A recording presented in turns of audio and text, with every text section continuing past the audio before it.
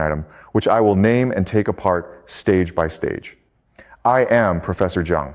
On this channel, we do not do panic, and we do not do cheerleading. We follow the logic of power. And the logic of power almost always announces itself first in boring places, in booking systems, in draft limits, in the fine print of a maritime advisory that no television anchor will ever read out loud. If you want the long form of this argument, the version that runs across choke points, currencies, and the quiet rewiring of global trade routes, I put all of it into an ebook called The Next Global Shift.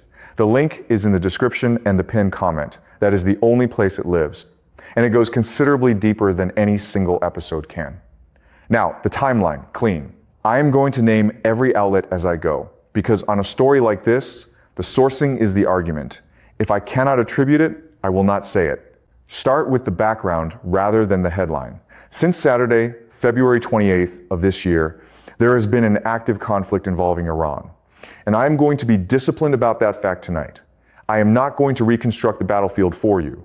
I am not going to tell you who is winning. I am not going to speculate about anyone's intent. What matters for this episode is one narrow, measurable consequence.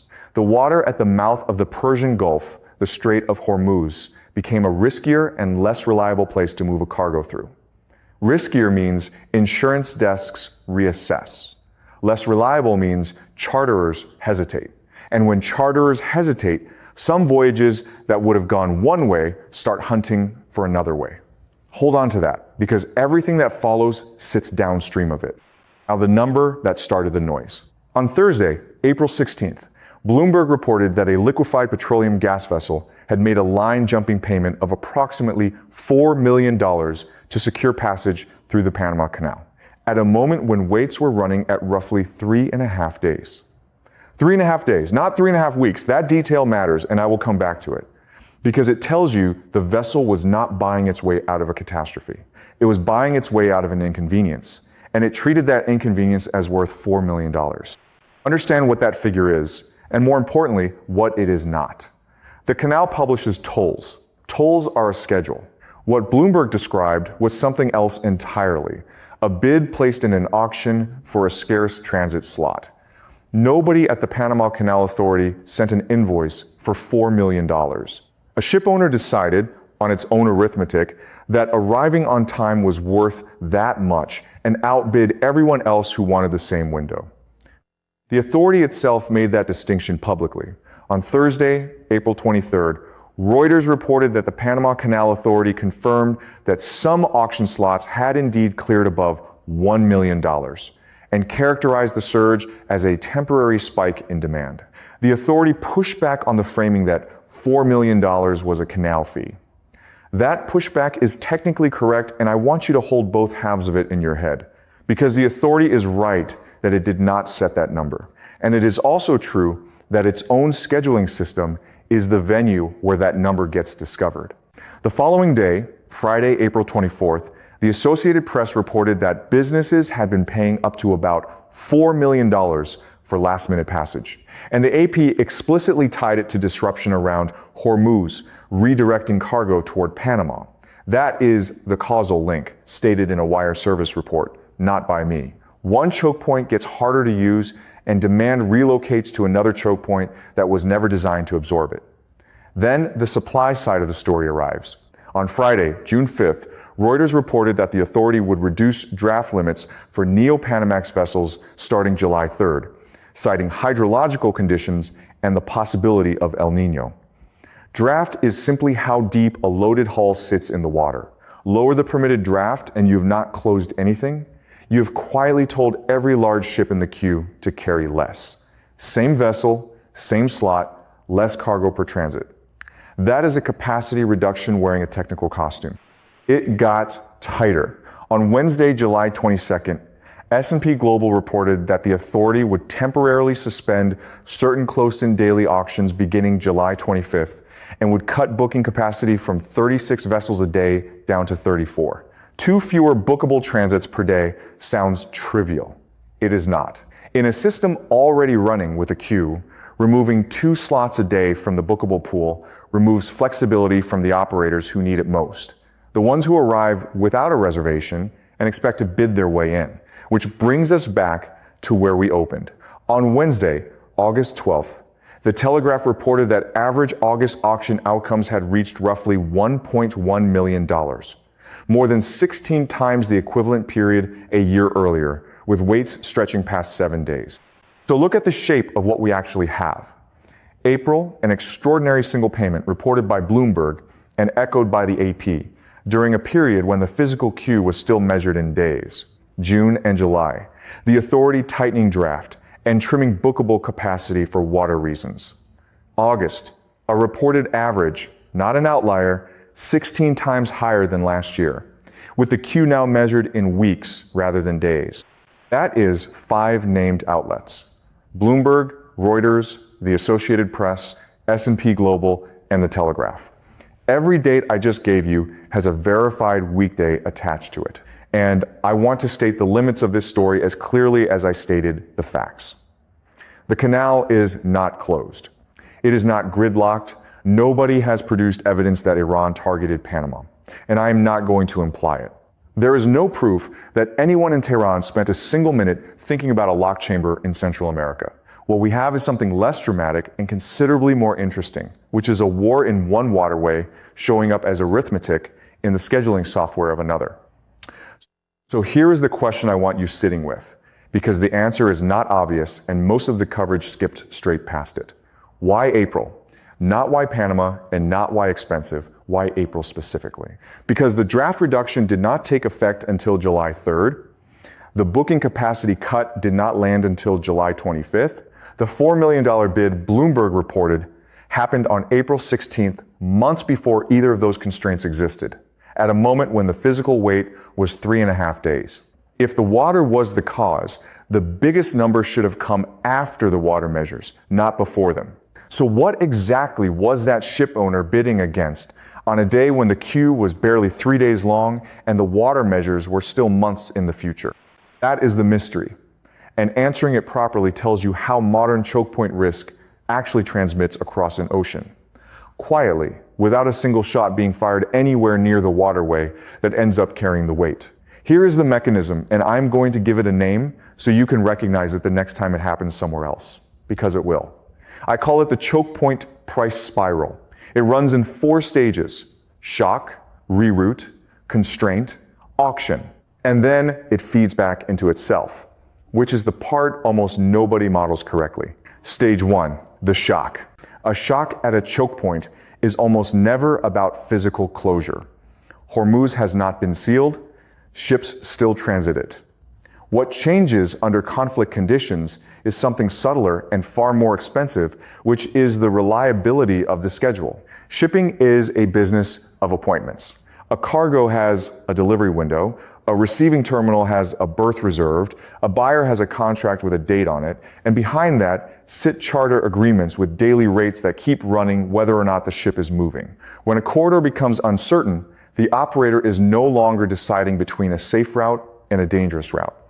The operator is deciding between a schedule it can promise and a schedule it cannot. That is the real damage.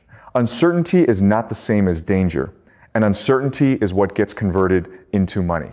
So the first thing a conflict does to a waterway is not sink ships. It makes promises harder to keep. And a promise that is harder to keep is a promise that has to be protected somewhere else at whatever it takes. Stage 2, the reroute. This is where the AP reporting from April 24th becomes the hinge of the whole story. The AP tied elevated Panama payments directly to Hormuz disruption redirecting cargo. Think about what that sentence actually describes. Cargo that would have moved through one corridor is now looking for a different path to the same customer. And there are only so many paths on this planet that connect an ocean to another ocean without adding weeks to a voyage.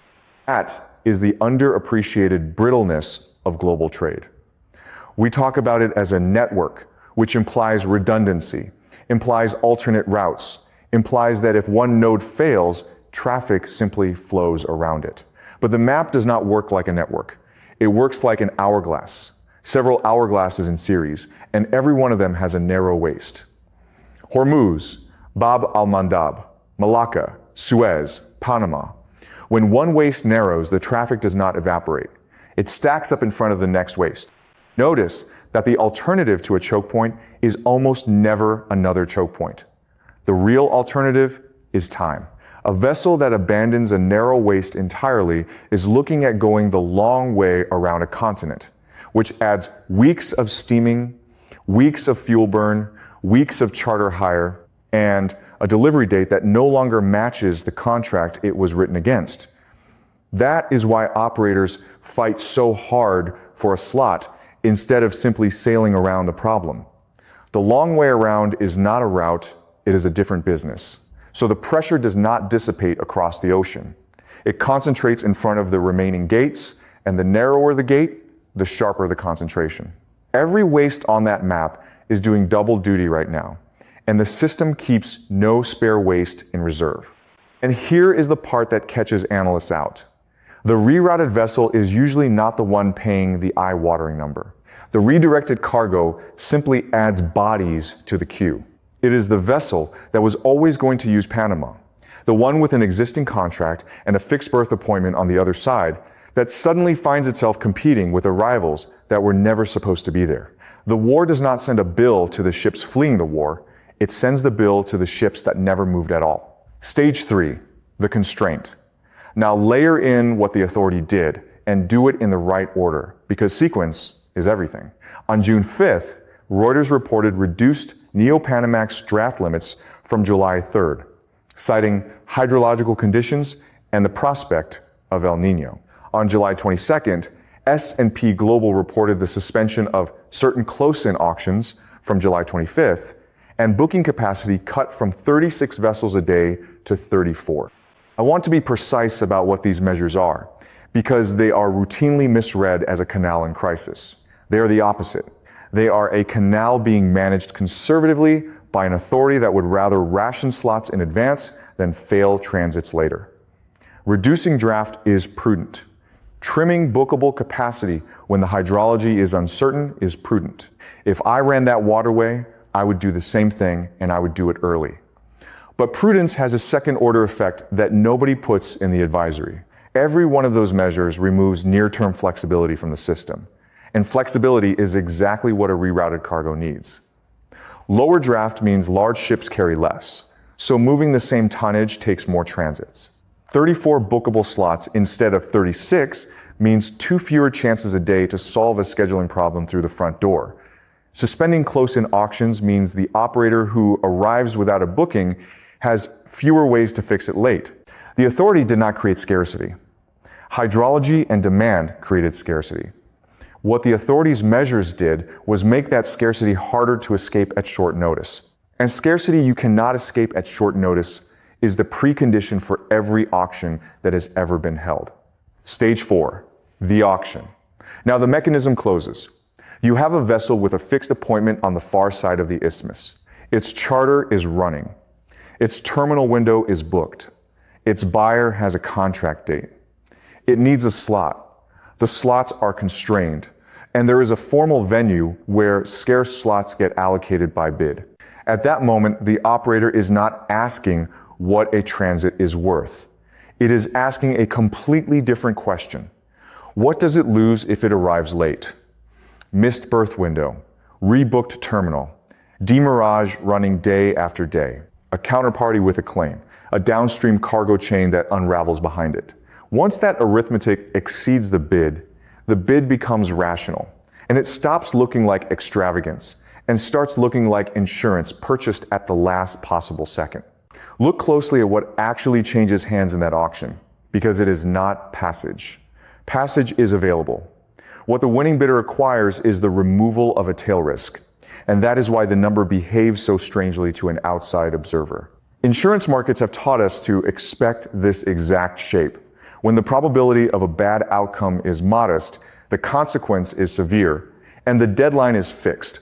Willingness to pay does not scale smoothly, it jumps. One operator in that queue may be genuinely indifferent to 4 extra days. Another has a cargo whose entire commercial logic collapses if it misses a single window. The auction does not split the difference between those two. It hands the slot to whoever is most exposed, which means the clearing number is always set by the most cornered participant in the room, never by the average one. That is not a flaw in the mechanism. That is what an auction is for. That is why the 3.5-day detail from the Bloomberg report matters so much. $4 million to avoid a delay of 3.5 days is not the behavior of a company facing catastrophe. It is the behavior of a company whose downside from arriving late was larger than $4 million. The bid is not a measure of the canal. The bid is a readout of how much financial risk had already been loaded onto that voyage by conditions somewhere else entirely. And that answers the mystery I posed. The April bid was not bidding against low water, because low water measures had not arrived yet. It was bidding against the value of certainty in a system that had just lost a lot of it, several thousand miles away. Now, why a spiral rather than a spike? A spike is a single event that resolves. A spiral has feedback. Watch how this one closes the loop. Once bids clear at 7 figures, that number becomes public information.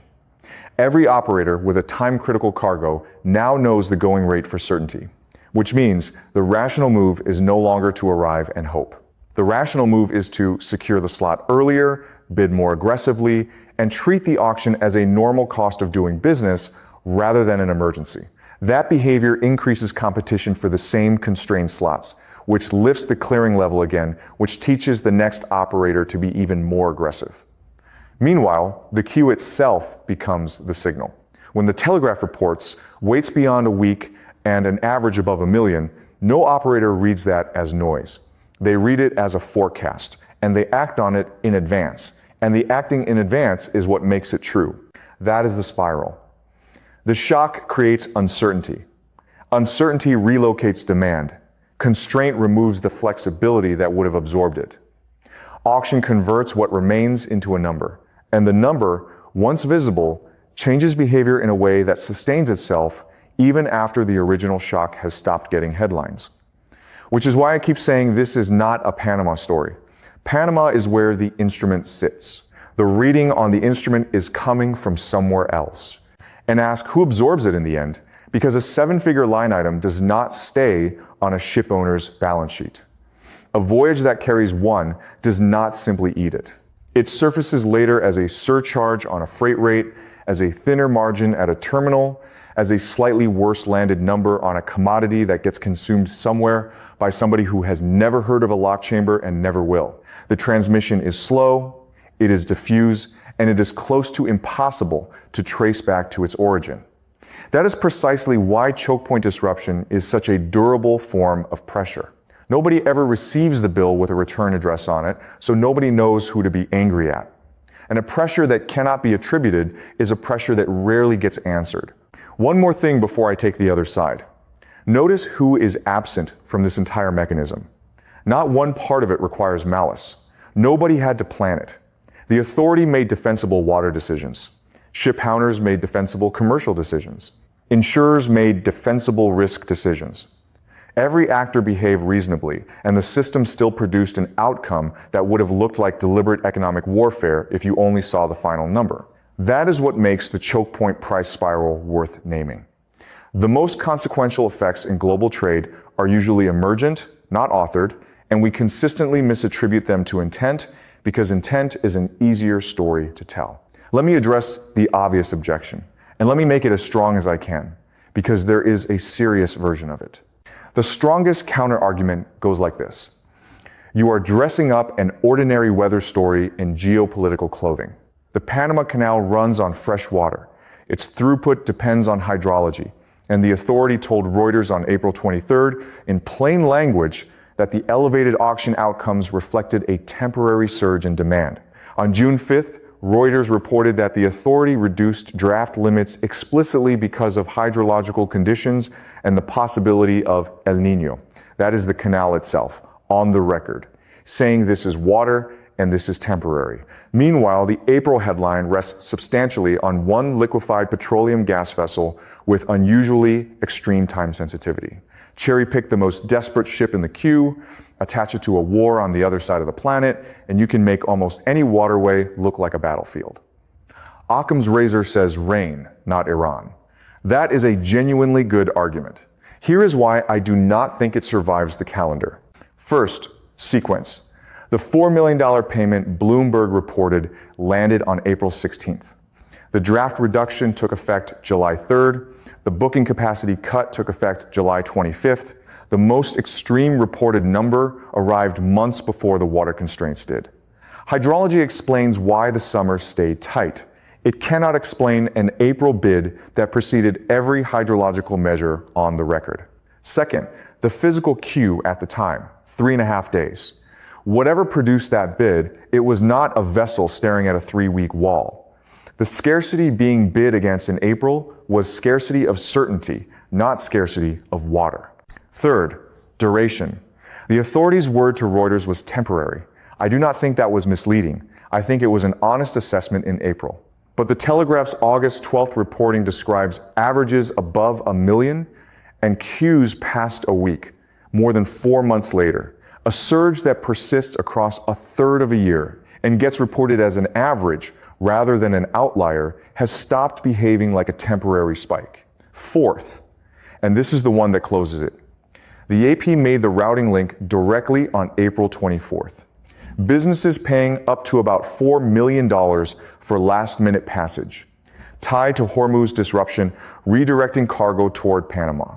That is a wire service drawing the causal line between the two waterways.